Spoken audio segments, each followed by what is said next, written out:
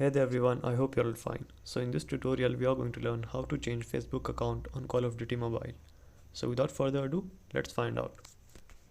So as you can see the interface here, you need to click on this settings option and click on Facebook.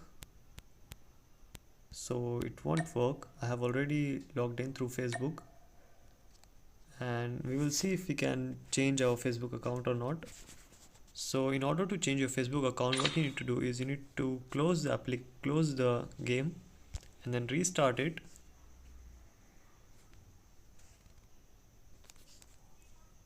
And then wait until it gives you the option to log in through Facebook. Then you can change your account. As you can see, the right option, click on is sign in with Facebook. And then wait and just put your account and choose your account.